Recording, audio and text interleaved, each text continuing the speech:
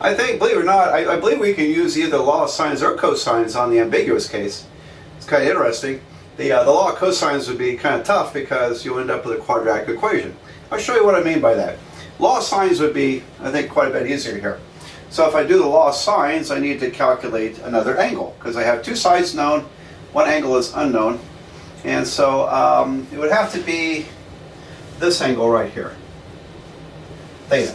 All right, so I've got, according to law of sines, I've got sine theta divided by 37 equals to sine of 40 degrees divided by 24. And it's really easy to be lulled into these traps with the ambiguous case because it's a pretty easy calculation. Now let me just digress a bit.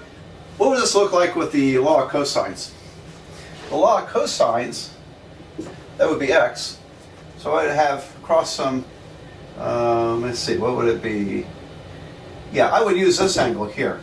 So across from 40 degrees is 24. So I got 24 squared equals to 37 squared plus x squared minus 2 times 37 times x times the cosine of 40 degrees. So the only way you could use the law of cosines on this is to use this angle, because you have to use that angle, the law of cosines, and one of the adjacent sides is the unknown. But if you look here, it's a quadratic equation. Okay, I have an x squared term, I have an x squared term, an x term, and there'll be a constant term when I simplify the equation. So it's going to be a quadratic equation. I would think you would have to use the quadratic formula to solve that. And the quadratic formula produces two answers. Those two answers literally are these two triangles. So, but that's a lot more work than the law of sines. So I'm going to dispense with the law of cosines calculation because that's too much work. But it would get you two answers, and the two answers for theta would be this angle and that theta there. There's your two answers. All right, so this can be deceptive, however. So let's solve that. The sine of theta would be multiplied by 37. 37 sine 40 degrees over 24. And so that means theta is going to be the inverse sine of this calculation.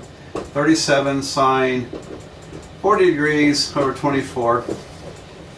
So we'll see what the calculator tells us. Alright, so I got 37 sine, there it is, 40 degrees. Oop, I got to turn my calculator on. Alright, 37 sine 40 degrees divided by 24. Okay, I got like 0.99 something or other. And just close to 90 degrees, isn't it? Because when I take the inverse sine of this, second inverse sine answer, I get, well, it's not that close to 90 degrees. Inverse sine of would end up being, theta would be, I'll call it 82.3 degrees. 82.3 degrees. All right. So I'm going to replace this with 82.3. Now, if this was your actual triangle, that's an obtuse angle. Okay, your calculator is not going to give you an obtuse angle with the law of sines because the inverse sine is always in quadrant 1 or quadrant 4. Quadrant 4, it's a negative angle. We don't have a negative angle. Quadrant 1, we have an angle between 0 and 90 degrees. So your calculator will always give you the acute angle in the ambiguous case. So if this was the problem that's wrong, what would that be? Okay, well, it's kind of easy to resolve. When we think about this, go to the unit circle, and here is 82.3 degrees. So what is the other angle? So that's 82.3 degrees.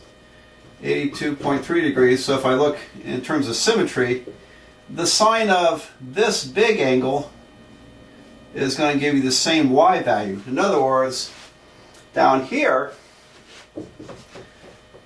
theta will be the supplement to 82.3. In other words, it's 180 degrees minus 82.3 degrees. And that would be, I don't know, 90 something, 97.7 degrees. 97.7. Is that right? Yeah, I think it is. All right, so in the ambiguous case, then, you get two answers. 97.7 degrees. If they're real triangles. And the two possible answers are supplementary. In other words, they both add up to 180. And so, which one's which? You have to have other information.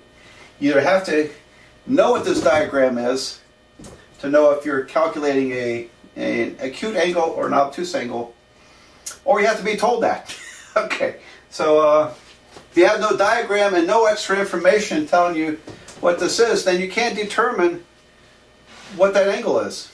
Can't be determined. So the ambiguous case requires two sides and an angle, but also requires a fourth piece of information. What is this angle? Is it acute, less than 90, or is it obtuse, more than 90? So something to pay attention to. Okay, very easy to get messed up on that. If you're not paying attention to the problem, you can get the wrong answer. All right, so there's the notorious ambiguous case. Really no way around it. You have to have a fourth piece of information, which means you have to be alert in this situation.